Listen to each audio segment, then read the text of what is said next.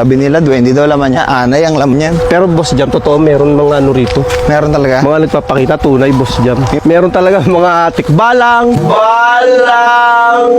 Malilit na duwende, meron talaga tunay. Minsan nga nagugulat siya, tumatakbo kabayo, no? Nag-ibang anyo, magiging parang aso.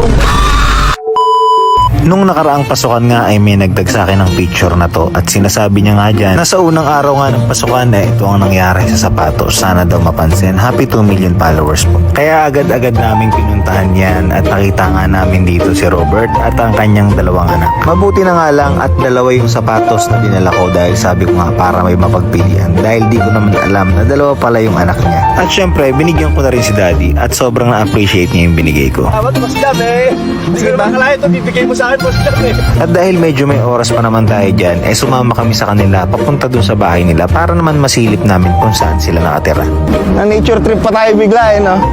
Ito yung tropa.